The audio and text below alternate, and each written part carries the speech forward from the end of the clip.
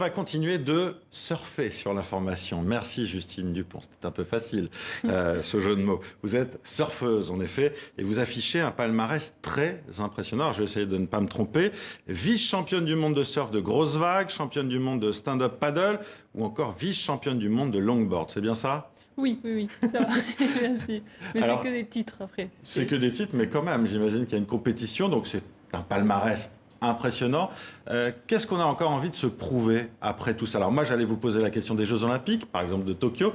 J'ai l'impression que c'est pas ça votre objectif pour le moment.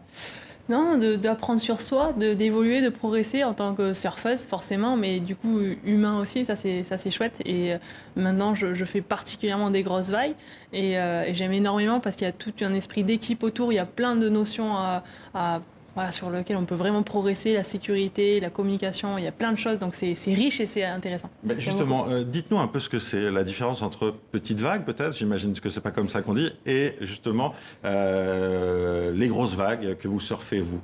Oui, alors petite vague, vague normale, c'est un peu plus des vagues presque l'été avec une plus petite planche, plus technique, donc c'est la discipline qui ira au JO. Là, les grosses vagues, c'est des images de Nazaré au Portugal et c'est des vagues qui sont plus de 10 mètres. Là, j'ai surfé de vagues qui étaient plus de 20 mètres cet hiver. Donc, Bon, on va y revenir dans un instant. Vous êtes là aussi parce que vous êtes en campagne en ce moment, campagne pour l'environnement. Quand on est surfeuse, j'imagine que ce souci pour la nature, pour la mer, ce souci, il s'impose naturellement puisque voilà, vous êtes en communion avec la nature. Ah oui, complètement. On est dans l'élément, on le voit, on le vit et on est amoureux de ça, de la nature. Et après, c'est sûr qu'en étant surfeur, on doit quand même prendre des avions pour partir sur des compétitions. Donc avec un bilan carbone malgré voilà, tout. moi j'ai un jet ski qui est pour ma sécurité, pour dans les grosses vagues. J'ai besoin aussi d'avoir ce jet ski.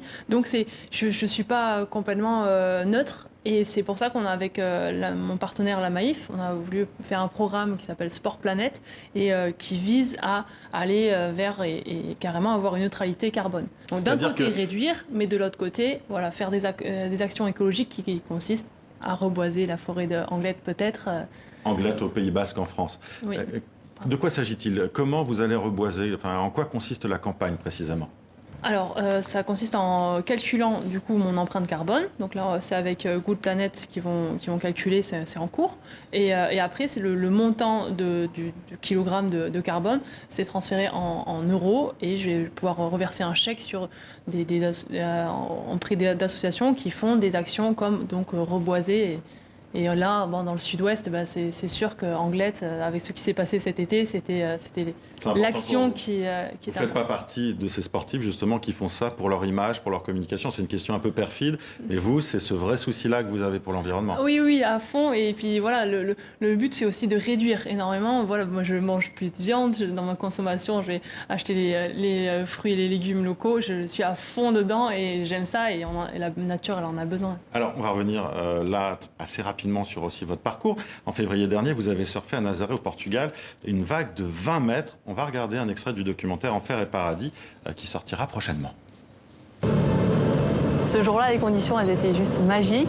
Il n'y avait pas de vent et une très grosse houle. J'ai lâché la corde sur une bombe atomique. Maintenant, c'est à moi de jouer. Je suis partie sur la vague, je commençais à aller de plus en plus vite.